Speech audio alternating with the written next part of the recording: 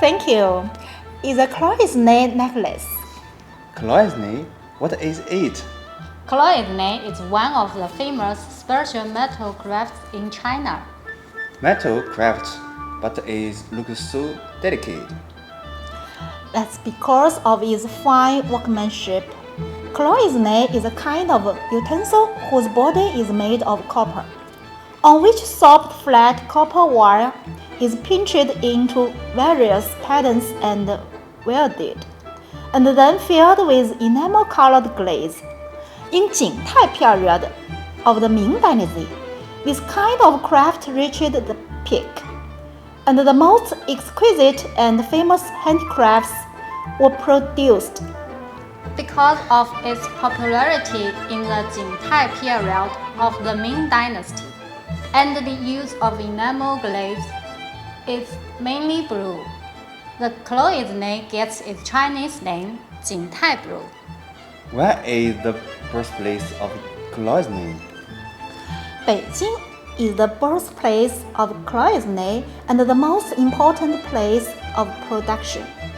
Beijing cloisonne is famous for its elegant and vigorous shape, rich patterns and clear and solemn colors. It gives people the artistic feeling of being round and solid, delicate and neat, resplendent and colorful. I want to have a cloisonne necklace like this too. Hello everyone, welcome to the class. Today we are going to talk about the unique cloisonne technique. Professor Chu, where did cloisonne come from? Cloisonne is an ancient technique for decorating metal objects. It is a unique art form that originated in Beijing during the Yuan Dynasty.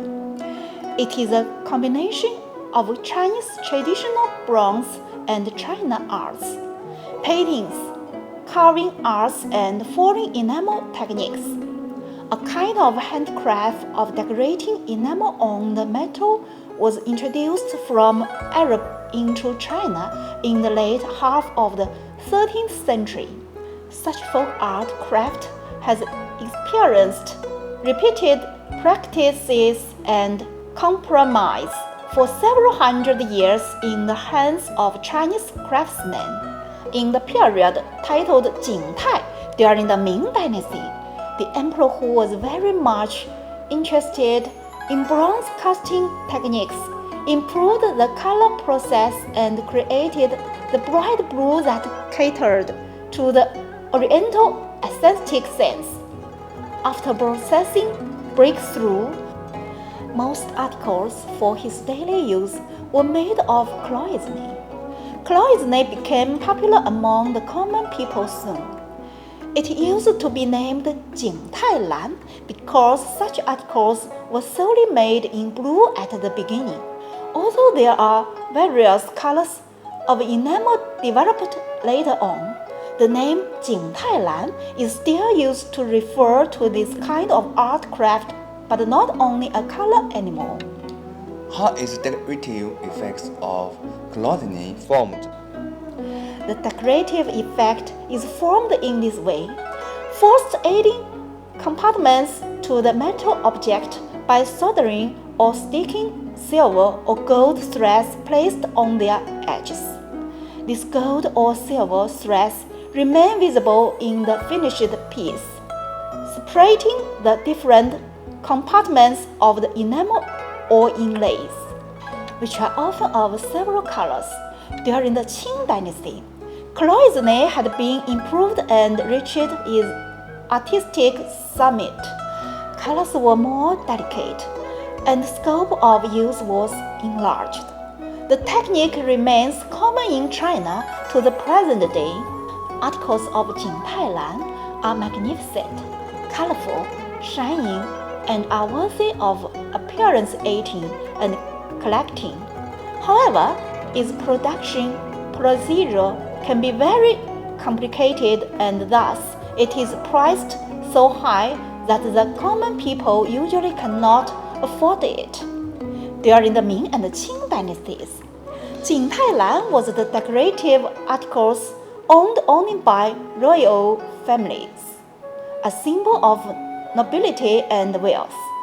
Workshop of enamel was set up in the Forbidden City during the Qing dynasty, specializing in producing elegant Jing Tailan.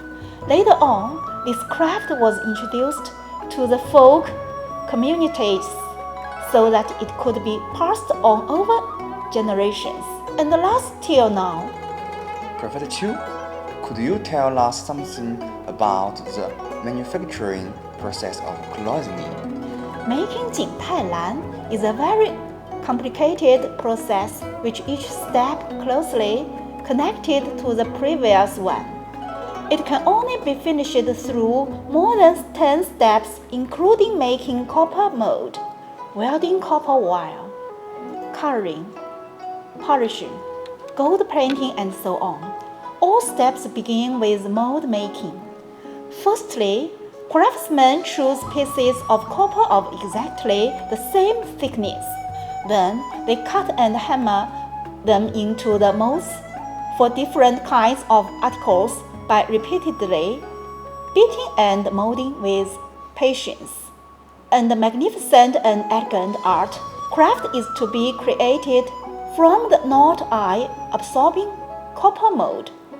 Craftsmen first weld thin and flat wires into all kinds of complex shapes and patterns, such as mountains, rivers, flowers, and birds, and then paste them onto the copper mold one by one. Such a plane weighs needs 500 meters long copper wires. The brilliant colors on Jing Tailan are inlaid into the empty spaces formed by copper wires like this. This key step is called coloring blue. Another key step which is critical to the colors of Jing Tailan is enamel firing. Temperature for enamel firing is usually above 600 degrees centigrade. Any mistake in temperature will cause wrong colors or shades or glaze which lead to failure. After burning, the size of the colors will shrink. Therefore, steps of enamel coloring and enamel firing must be repeated several times. Professor Chu, when did clothing go overseas?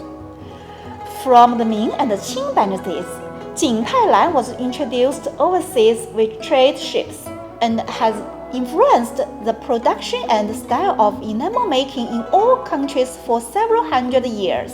Cloisonne, with its long history, elegant and graceful shape, bright and dazzling colors, gorgeous and colorful patterns, and various shapes, makes people admire her incomparable artistic charm and dazzling artistic image.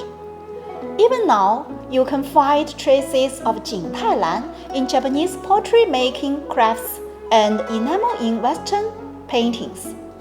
These three techniques of enamel have their own advantages and learn from each other. That's all for today. Thanks for watching it. See you next time.